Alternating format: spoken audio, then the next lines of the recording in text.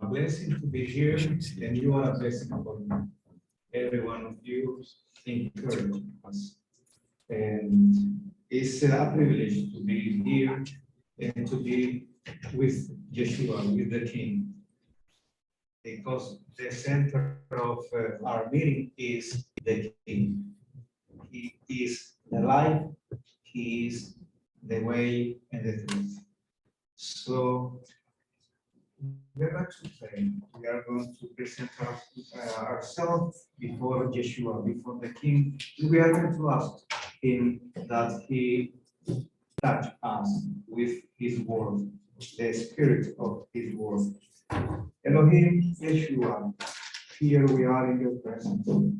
We know that we need it of you. We know that to have life, a spiritual life,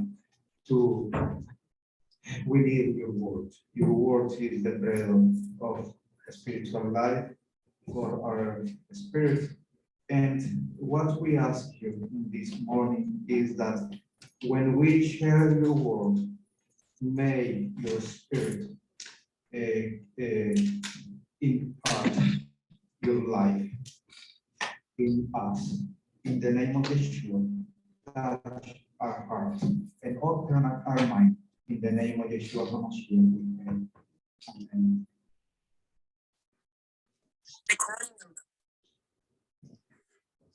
So, once more time, we keep on with the series of the Tabernacle, part 59, and the Ark of the Covenant, part 10. So, but before to continue, we're gonna make a brief recap, as we do every time, and then we are going to continue with the Ark of the Covenant, part 10. So, in the first part of the Ark of the Covenant, we said that Elohim commanded Moses to make the Ark of the Covenant first before any other object, because it's the more important, for Elohim will dwell on it. So I'm going to start with the one.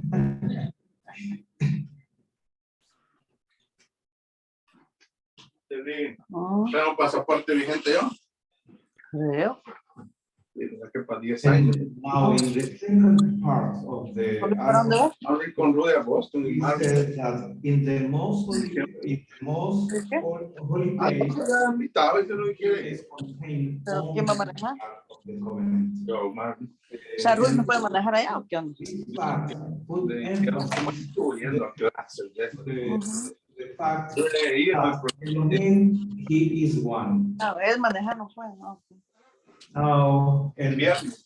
in the beginning, people wondering how many La gods camioneta de Marco. are in the heavens. Ahí sí vas, ¿verdad? Bueno, ¿qué les digo? No, cuando yo quiero salir, ¿por qué tengo que ir yo todo el tiempo? ¿Cómo que tengo que salir? No, quiero a veces salir sola también. The God of rain, the God of crops. Viernes en la tarde. But También en la tarde. the scripture says En diciembre. Va. that we have only one Elohim, and He is Ehad. He is a spirit, and He is not. The scriptures make clear that He is one, and He is not three distant persons composing one to God. It's only one spirit. He is one. Then in the Ark of the Covenant, part 3, we said that the Ark of the Covenant is a shadow of things to come. And we explained about that. And in addition, we said that the Ark of the Covenant is known in the scriptures as the Ark of the Covenant, the Ark of Elohim, the sacred Ark, and the Ark of your mighty. After in the Ark of the Covenant, part 4, we studied that the Ark of the Covenant is a chest, a box, and its purpose is to gather, to protect, and to keep Elohim treasure. Elohim treasure is the two tablets of stone representing the 10 commandments, the 10 Devarim, and the jar of man and the rod of Aaron. This is the treasure. Then in the Ark of the Covenant, part 5, we saw that what means the word covenant in Hebrew. And in addition, we mentioned three examples of covenant that people made in the scriptures, and those people were with different standing. Rich people, kings, important people, and normal people. So after that, in the covenant, in the Ark of the Covenant, part 6, we said that Elohim made with men 7 covenants. We were wondering why 7, why not 6 or 10 or 12 or 15? The reason is because Elohim, the number 7 is Elohim number. The number 7 is about perfection, is about fulfillment. The number 7 is about purification, restoration. The number 7 is about accomplishment. Then, in the Ark of the Covenant, part 7, we began by repeating the phrase that the Ark of the Covenant is equal to say Elohim of the Covenant. Why? Because Elohim himself declared that he is the faithful Elohim who keeps his covenant with the people for 1,000 generations. After that, we studied 2 other covenants that Elohim made with Moses and then with Phinehas. Now, in the Ark of the Covenant, part 8, we are starting by saying that King David was from the line of Judah, and Judah was the son of Jacob, and Jacob was the grandson of Abraham. Then we said that Elohim made a covenant with David, and this covenant was a covenant of Sabbath. What it means is that the covenant is an everlasting covenant, is forever. Afterwards, in the Ark of the Covenant, part 9, we learned about the 7 covenants that Elohim made. With whom he made a covenant with the house of Israel and the house of Judah. And we said that this covenant was announced 600 years before it takes place. When in Jeremiah chapter 31, verse 31, 32, 33. And we say that this covenant was fulfilled in Yeshua. In which moment? When Yeshua was seated at the table with the 12 disciples, and when he celebrated the meal of Passover. There, surrounded by the 12 disciples, he was making the covenant, the last covenant. The 12 disciples represent the 2 houses, Israel and Judah. And then we said that Yeshua's covenant is the ultimate and is the culmination of all the other previous covenants, because he fulfilled all the other previous covenants spoke about Yeshua, and he fulfilled all of them. Now let's start. You're going to see that is something like you are going to know what I'm gonna say, but because it's like a reminder, some things are a reminder, because it's important to continue the next message and the followers. So let's start with the covenant, the Ark of the Covenant, part 10. And I'm gonna speak about the lid, the covering of the Ark. So firstly, let's read Exodus 25, 10, 10 till 22.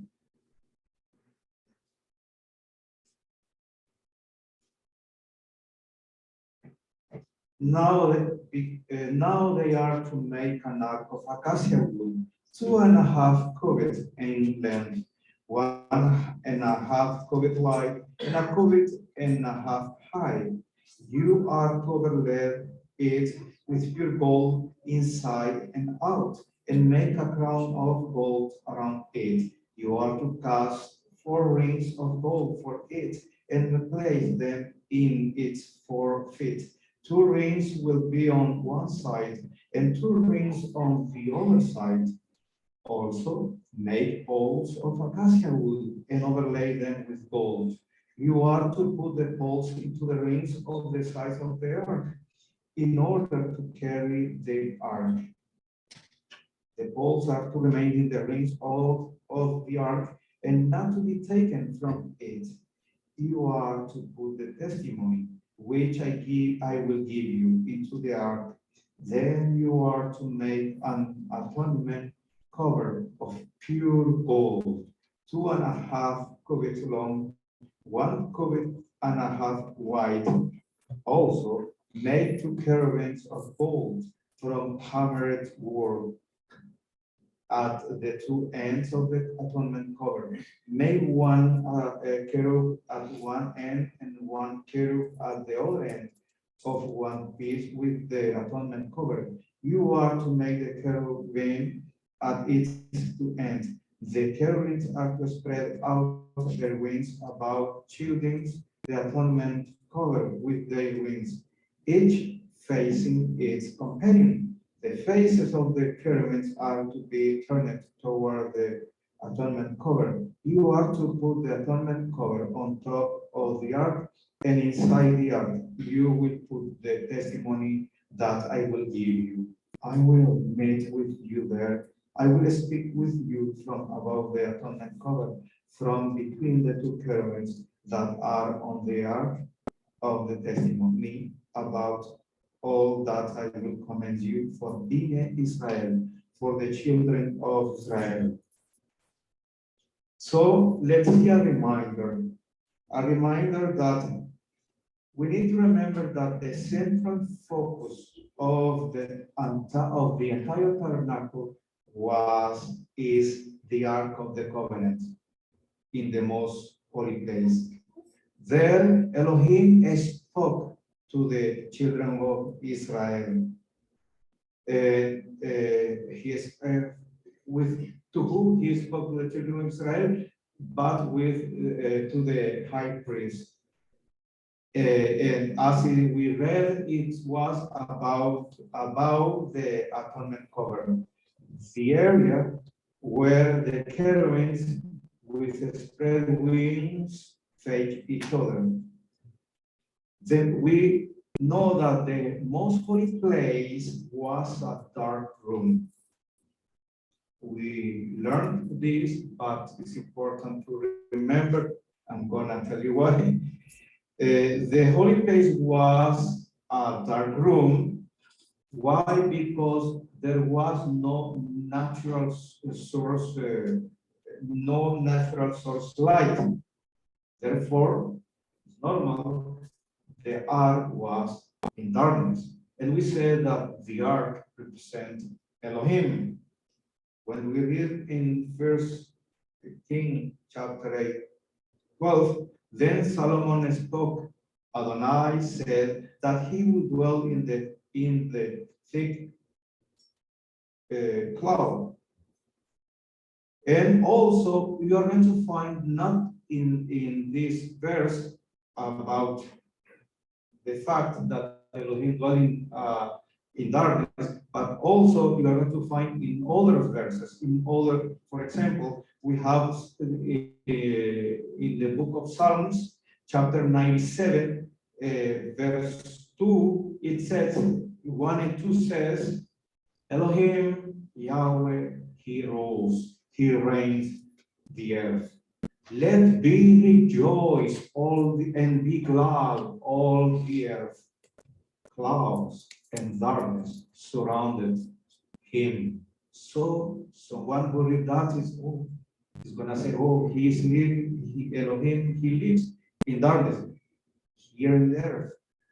So it's relevant to explain and to make it clear what is mean that he is surrounded by darkness, because some people did not understand, or we need to repeat it twice.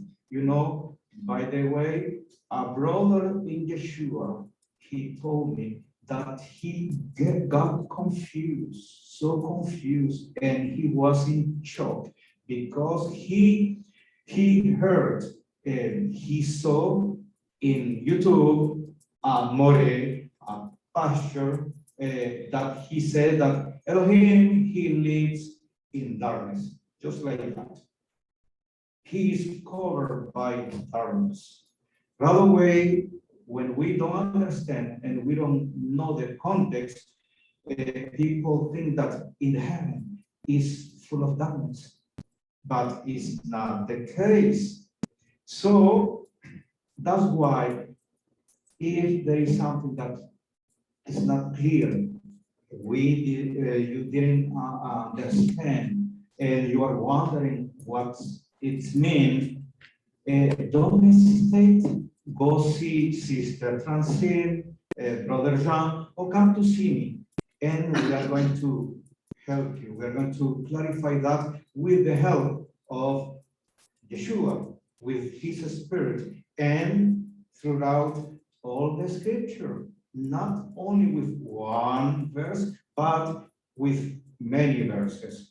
In the Torah, in the Psalms, in the prophet, with Yeshua, he is the word made flesh, and then you are going to see that there is no contradiction, there is no accident in the word of Elohim. So now, what is meaning that Elohim lives, dwell in darkness? Firstly, we said that there is no natural light source in the most holy place. There is not a lamp like as the menorah. The menorah is in the holy place, not in the most holy place, and was so sealed that the ray of the sun could not penetrate the most holy place. So really, here in the earth, the ark was in darkness. The ark. After why he was in darkness, in natural darkness, because Elohim himself, he doesn't need any light, source of light. Why? Because he is the one who created the universe. If he is the one who created the universe, before he created the universe, how he did? He don't create the sun, the stars, the light, the natural light to see or to be in light. No, he is the one who creates everything. The universe depends on him. The universe holds in him, on him. In Psalms chapter 91, what we read? Amor, que no aparezca yo, ¿ah? Quita la cámara, amor, que no puedo. Where is-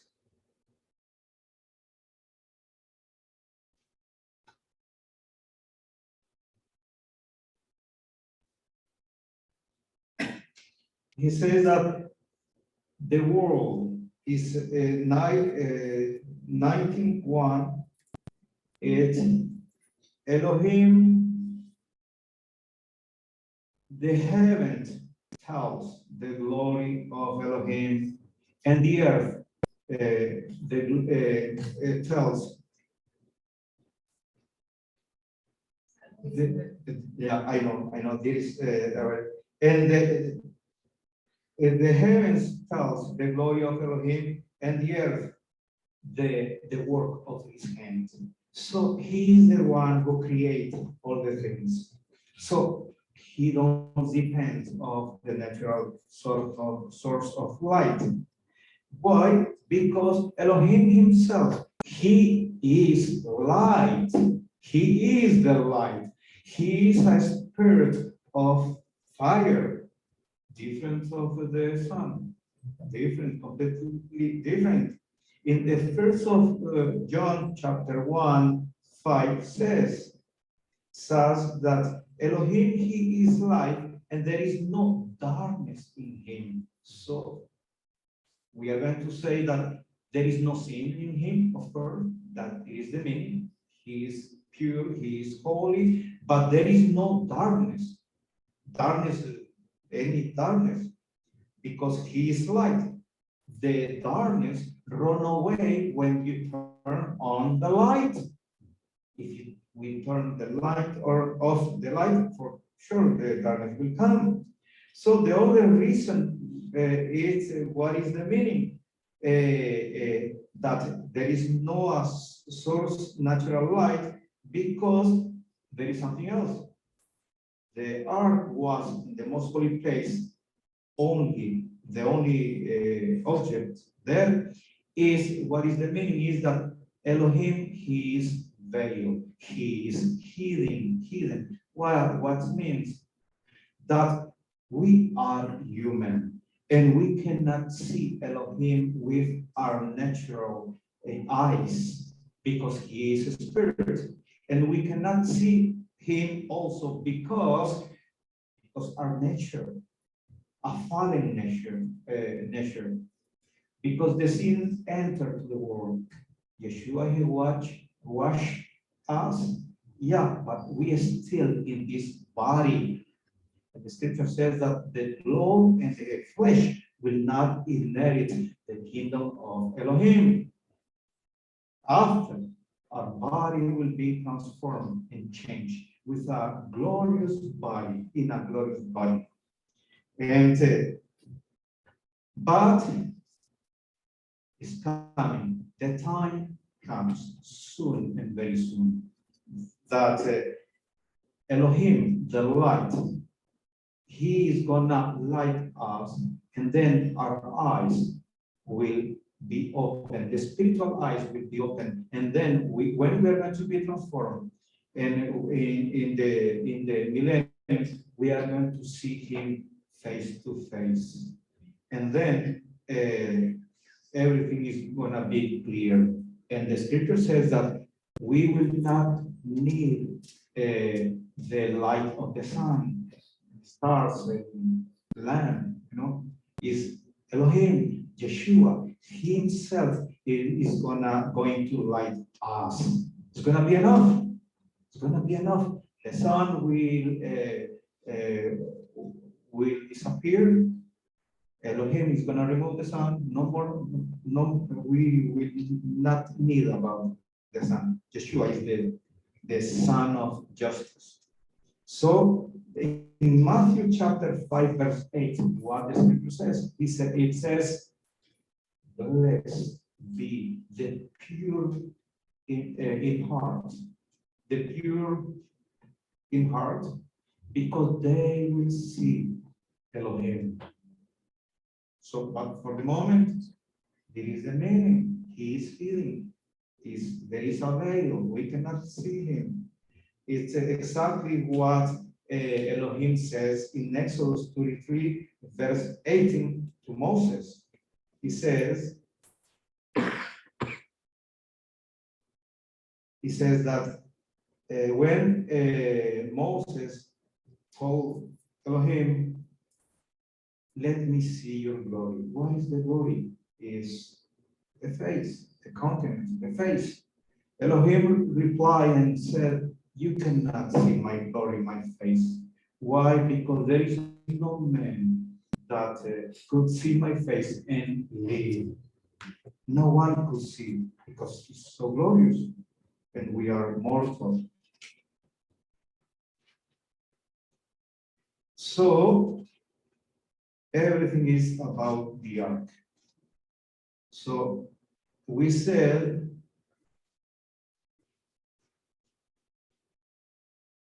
in Exodus chapter 25:10, now they are to make an ark of acacia wood. So the ark, we mentioned and we studied the meaning in Hebrew, and we said that in Hebrew is a box, is an ark, and is also a chest, and is also a coffin. I don't know if I pronounce correctly, coffin. But I took time to explain box, ark, and chest. And I said that the chest has a connection with the body, and as a chest, the purpose was to guard, keep, and protect. But nevertheless, I didn't mention about coffin. Why? Because I thought that was not relevant.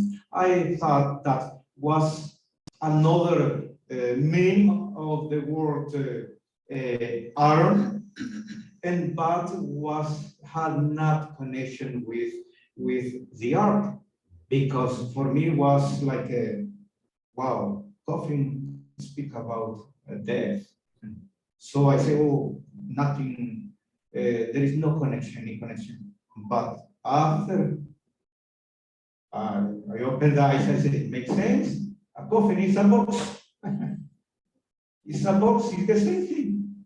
Even if I don't like that, is have a connection. We can, because we cannot speak, we say that the ark is there start the seed of life. The seed is the word, the two-tablet stone, that with the time this seed become flesh in Yeshua. But the coffin is, we must do, when we speak about life, we must speak about death. And later, in the next message, we're going to see the connection between coffin, because there is no accident in the word of Elohim. All what is written, even the definition, are according to Elohim purpose and Elohim word. So the ark is a meeting place. So we say that the ark is a wooden box overlaid with gold, and inside was Elohim treasure, the tablet, the jar of man, and also the Aaron staff, and its lid or cover represented the meeting place between Elohim and man. Exodus 25, 21, 22, that we already read in the beginning. So let's go now study the atonement, the lid, the cover. So the lid was the place for the atonement. And we know that once a year, on the day of Yom Kippur, the 10th day of the 7th month, the high priest entered to the most holy place to sprinkle sprinkle blood in the east side of the lid of the covering of the ark. Why on the east and not on the west? We are going to explain after, not today, in the next. So he sprinkled blood and was to make atonement for the sin of all the people. And it is in Leviticus 16, 14, 15.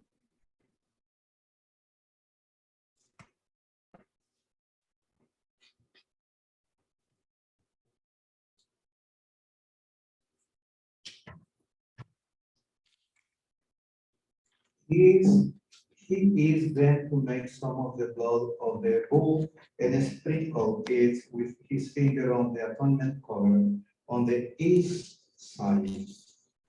I don't know if you never figured it out or never if you wondered why this, why not on all the lid, because we could spring in the all the lid. It's clear, the scripture is clear, must be only in the east. So it says on the east side, before the atonement cover, he is the sprinkle some of the blood with his finger 7 times. Again, the number 7 comes again because it's the only number. So, and because atonement was made on the lid, that's why the covering, the lid, is called the atonement cover. So let's see in Hebrew what is atonement. Atonement is kippur, and from there comes the word we know, Yom Kippur. Kippur is atonement, and Yom is day, the day of atonement. So Kippur, atonement, comes from the roots of kafar, which means to cover, to forgive, to cleanse, to remove, and to relieve. Now, the atonement cover, the lid, come from the same word, the same root, which is kaporet, kafar, kaporet. And kaporet means the covering of the ark and means also atonement cover. Also, in the scriptures, the atonement cover, the lid, is known as the seat of mercy. In addition, is known as the throne of mercy. Hebrew 4:16. Therefore, let us draw near to the throne of grace with boldness, so that we may receive mercy and find grace for help in time of need.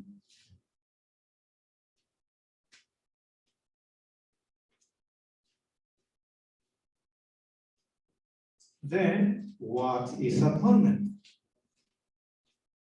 Atonement, as we see, is to slaughter, to slay an innocent animal. An innocent animal declared by Elohim was a lamb, sheep, bull, goat, ram, those who were an innocent animal for the sin offerings for the people and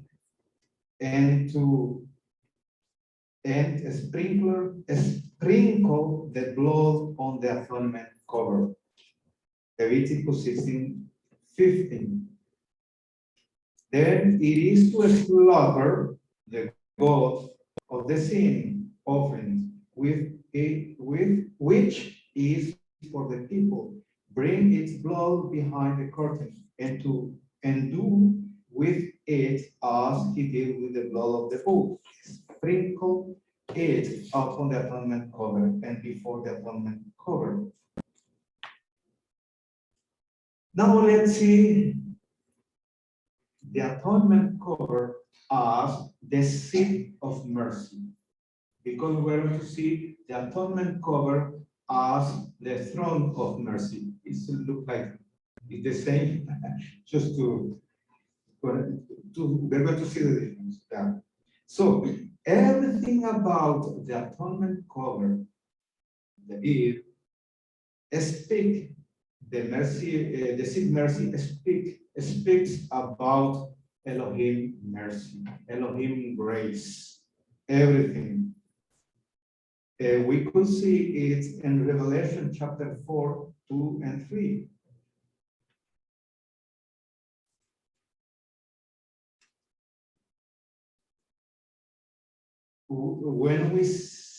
When we read it, immediately I was in the Ruach, and behold, a throne was standing in heaven, and one seated on the throne.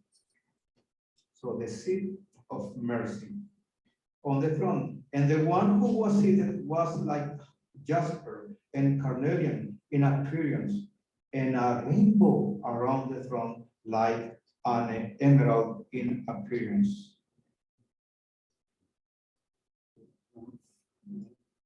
When we read that, we are wondering what is the connection. For that, we need to go in Genesis chapter 9, verse 13. And then we are going to understand what is the connection. My rainbow, Elohim is speaking, my rainbow do I place in the cloud, and it will be a sign of the covenant between me and the land. Whenever I bring clouds over the land and the rainbow appears in the clouds, I will remember my covenant that is between me and you and every living creature of all flesh. Never again will the waters become a flood to destroy all flesh. What is the idea? Elohim is giving the sign of his mercy.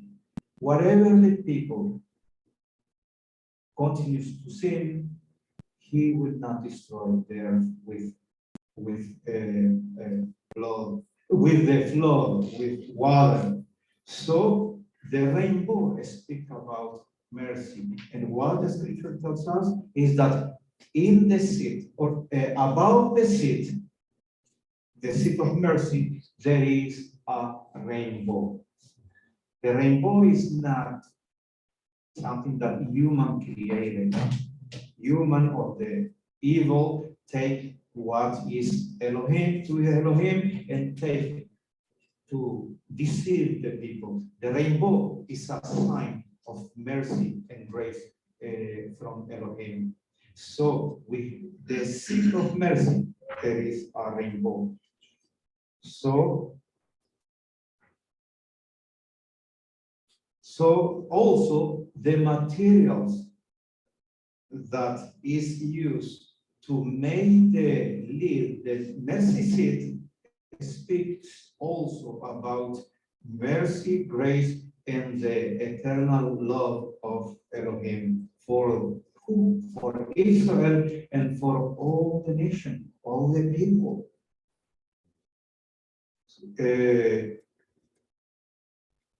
How come? Because we know that what is first is the love. Elohim, he is love. And the love of Elohim pour out his grace. And the grace pour out, the love pour out the grace and the grace and mercy. And that's why he provides the atonement. So in Exodus chapter 25, 17 says, Then you are to make an atonement cover of pure gold, 2.5 cubits long, 1.5 cubits wide. So let's see what is.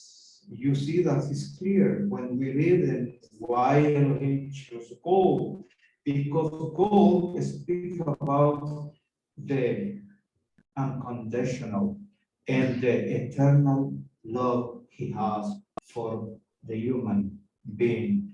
He is eternal. Love, gold speaks also about his kinship.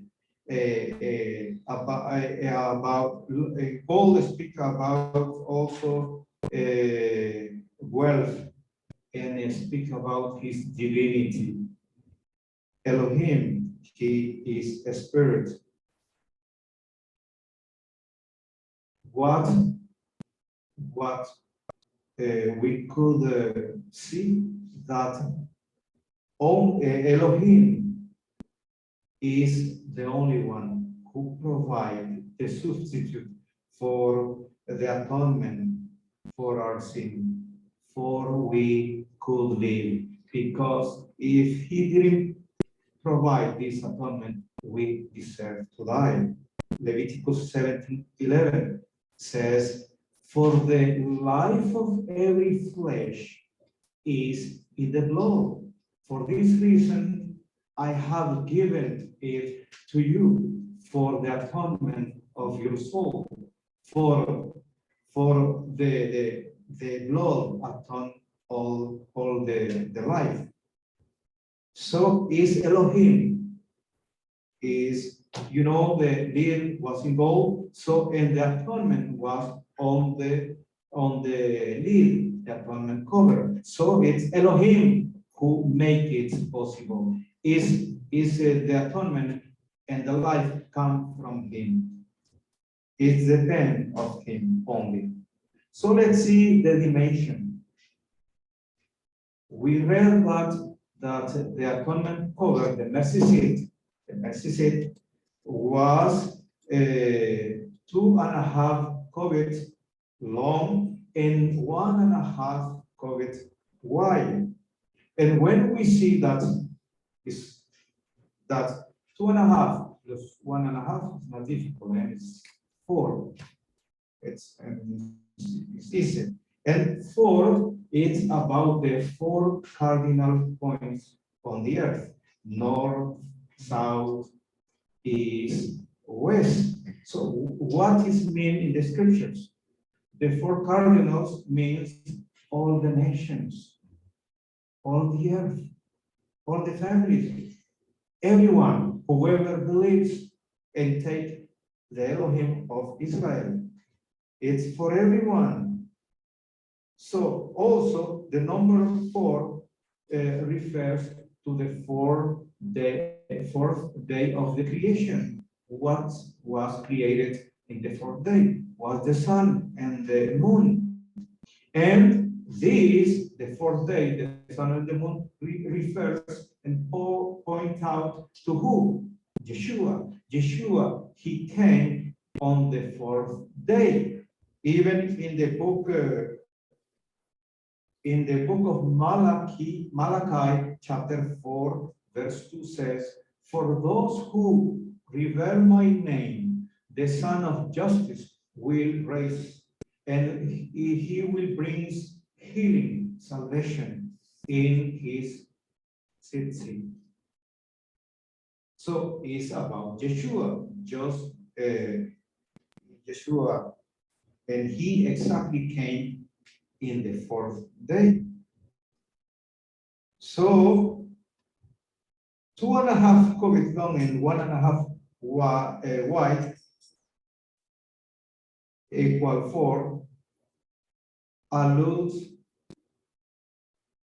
to the 4,000 years. What is the meaning? Is that during 4,000 years, the atonement, the blood, the atonement with blood of both innocent animals, sheep, goats, bulls, will be 4,000 years. It's gonna last, and it's gonna be good for 4,000 years only. And this is gonna be a stop until the first coming of Yeshua, when the true Lamb will appear. In the book of John, chapter 1:29, it says,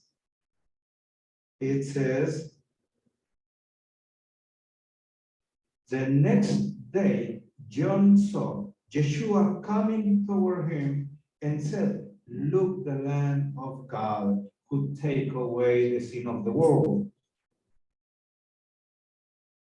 So you see that everything is have a reason. So 2.5 wide cubit long, 1 cubit for 1,000 years. 2 cubit and a half is 2,500 years before Moses.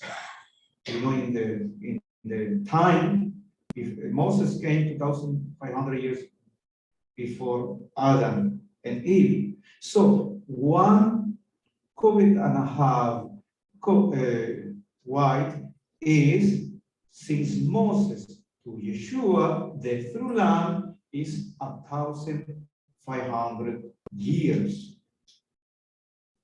Now, people says, oh, the Elohim of the Torah of the Old Testament, Brit Hadashah, he was serious, he was severe, he was strict, because there we see a lot of bulls, a lot of sacrifices, and we see that people had consequences, very severe consequences. People were stoned, and people says that in that time people did not have grace, but and they say that Yeshua is the one who brought grace and mercy, but it's not so. It is not right, because we see more grace, and the scripture speaks more about more grace in the Old Testament, in the Brit Hadashah, in the Torah, than in the when Yeshua's come. What happened is that Yeshua is the grace made flesh, or the pouring all the grace in him. But throughout all the scriptures, we see that Adam and Eve, what happened? They deserve to die. But Elohim himself made a sacrifice for them. And with the skin, he covered and made a garment for Adam and Eve. After we see the same thing with Noah, with Abraham, and with Moses, and all the time before Yeshua, thousands and thousands of innocent animals die in the place instead to the human being. There is grace. There is a lot of grace. So what is the problem? Is that when we see a serious, strict Elohim, because normally we want to continually we want to trespass his word, his Torah, and we don't want that he says, please stop, please stop. We don't want that he rebuke us. But in a moment, he has to stop us. He has to say, it is enough. It is enough. That's why he must to punish the transgression. Not because he wants to punish us, but he wants we see that the transgression is serious.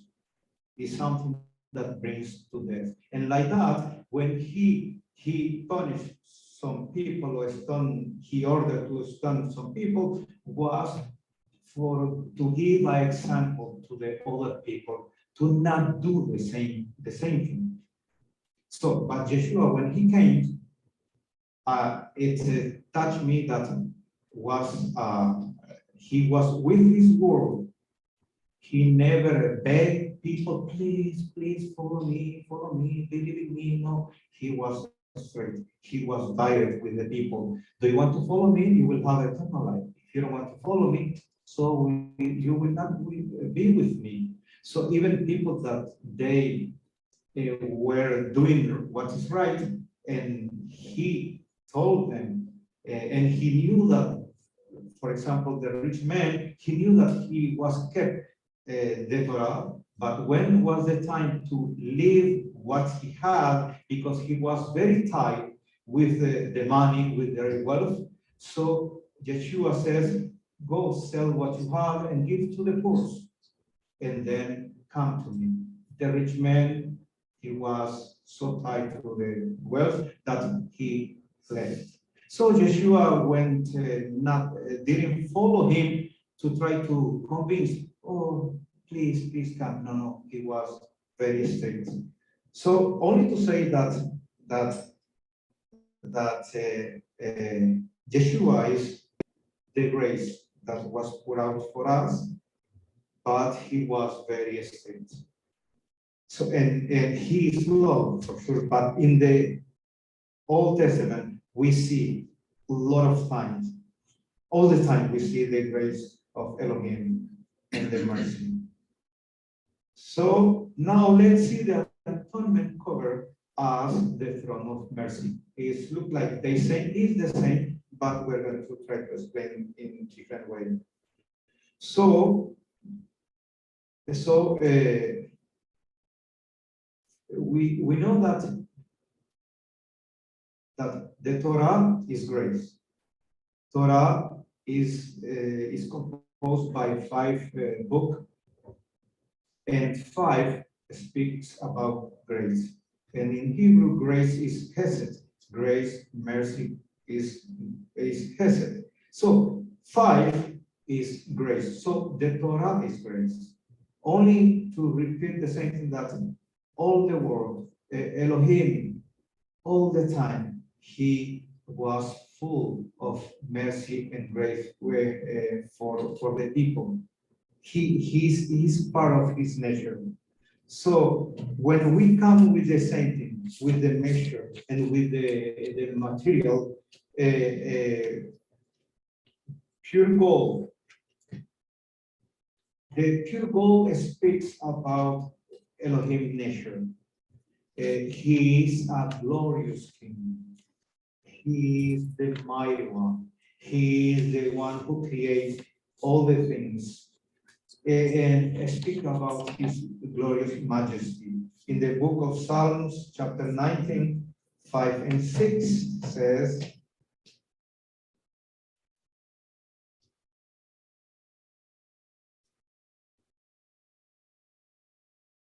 for all the gods of the people are idols, but Adonai made the heavens. Splendor, majesty are before him. Strength and beauty are in his sanctuary.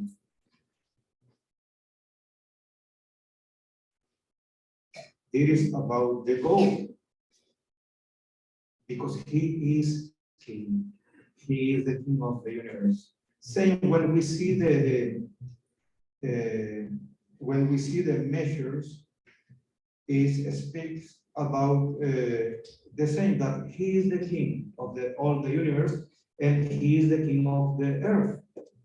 He is the one. So for in this moment we know that it's not him who is, he's over there, but it's not him who is ruling the earth with his Torah. But the day will come that Elohim, he's gonna rule with his Torah in the millennium. So in the book of Psalms 47, 7 and 8,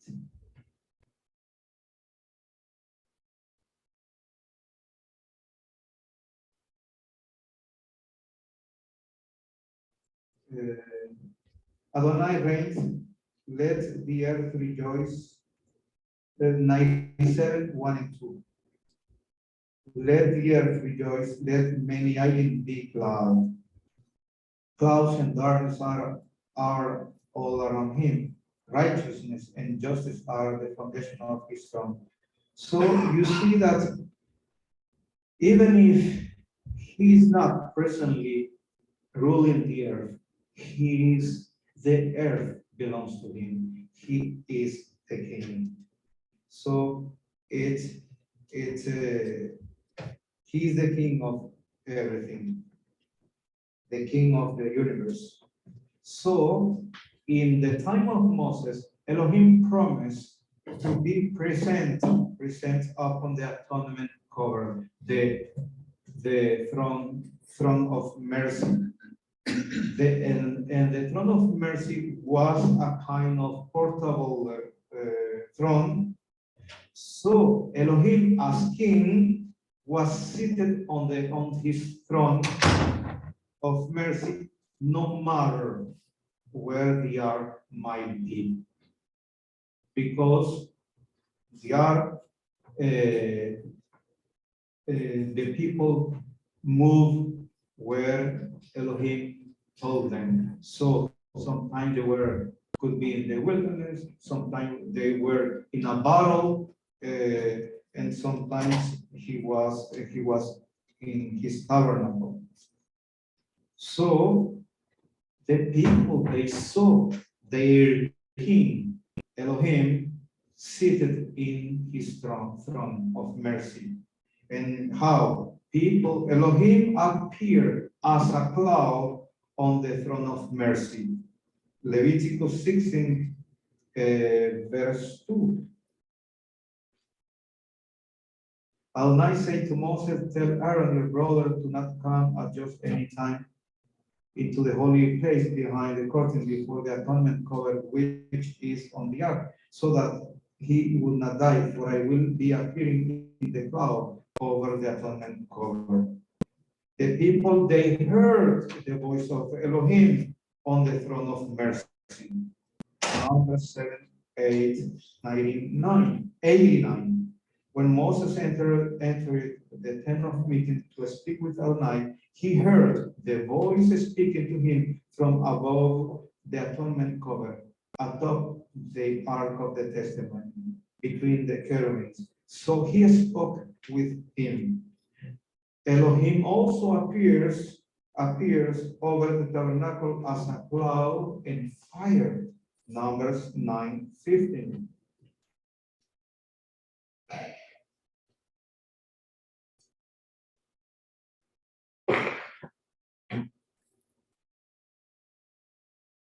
So Elohim in the earth, on the earth, he has his throne on earth, and it was the throne of mercy, the atonement cover.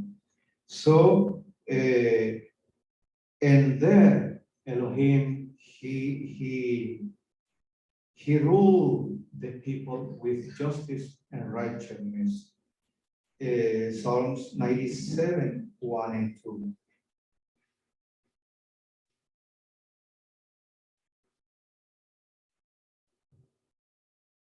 There is 97, 1 and 2 says, when it says, Elohim rules the earth, Psalms 97, 1 and 2, Elohim ruled the earth, let the earth be rejoiced, and clouds and darkness are surrounding him, and righteousness and justice are the foundation of his throne. As king, Elohim has a throne, was the atonement cover, the throne of mercy, the lid. As king, he had a word, and his word is his law. What he had, what he gave the 2 tablets of stone, and after that he gave the book of the testimony, and that was in the ark. So, and as a king, he had a scepter. You know the role, a scepter as a king, and what was in the ark was the Aaron staff, the rod. So, and the scripture says that righteousness and justice are the foundation of Elohim. Foundation is what is below or what's below. So, and who is seated there is Elohim. The foundation, what has inside was the two tablets of stone. And the word of Elohim, the Torah, the two tablets of stone, there is righteousness, there is justice. Torah is about righteousness and justice. He ruled with justice and righteousness. So when we see that we read the verses, it's not only everything we could see, we could read, but it's in the natural way and it's spiritual. That he tells us, but really in the earth, it's what is in heaven is here on the earth.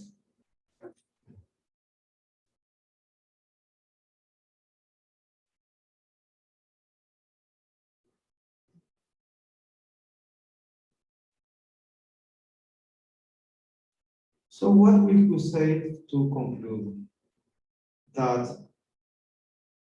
we made a reminder of the most holy place, and we said that is the most holy place was a dark room, and there we had the Ark of the Covenant, and the Ark of the Covenant represents is Elohim, and we said that Elohim was dwelling in darkness. Because why? Because he don't need of any kind of natural light, because he is light. After that, we make a recall about the word ark of the ark in Hebrew, and we add that the ark Aaron means also a coffin. And we say that we're going to speak more about in details about what is a coffin and why it is written coffin. And after that, we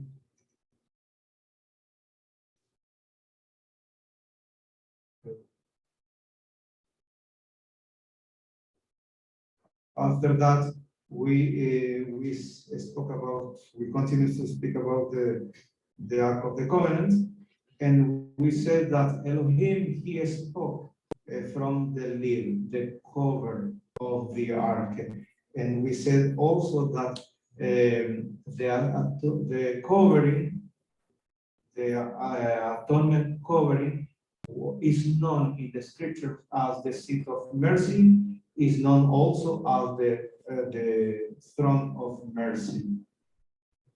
After we try to explain or I present the atonement cover as the seat of mercy, and then after I present the atonement cover as the throne of mercy. And what we could say is that Yeshua, he is the one, and we said that during 4,000 years, a lot of innocent animals died and was slaughtered. Because what? Because the sin. We must remember that the animal didn't die because they went to the hunting to make hunting. No, they died because the sin. People saw the blood and saw the animals dying because the sin. 4,000 years till the true Lamb came, Yeshua.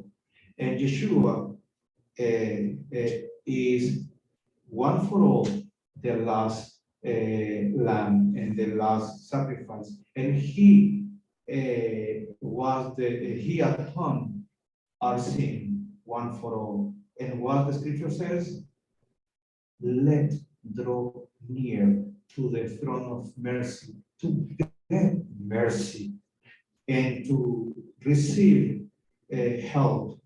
So this morning is the good time. Come, let's come draw near, as the scripture says. We don't have any excuse. We don't have anything that prevents us. And we could come all the time to the throne of mercy, to the seat of mercy, who the place where we are going to receive mercy and grace, because it's still there. And in the throne, we see the throne, or there is Yeshua. He is our Father. He is our Redeemer. So for any kind of issue we have, persecution, problems, affliction, and tribulation we could come through to the throne of mercy. And he is merciful. He's full of grace forever and ever. Hallelujah. So his mercies endures forever. He is good. It is what the scripture says, and he is good. We saw it in our life, in our practical life, and he is gonna remain good and merciful. The earth and the heaven will pass, but he will be the same, because he doesn't change, and he does not have a shadow of variation. He is the same. So let's come to him for whatever we have. We need help. The mercy seat is there. The king is there with the arms open wide for us. It's to us to come to him, because he has done already everything. He paid the price. He atoned. He made atonement for us, and he poured out his blood for us. So what he cannot do for us, he did everything. So Elohim bless you. So we are going to pray. We are going to give thanks to Elohim, and we are going to pray for the food also, because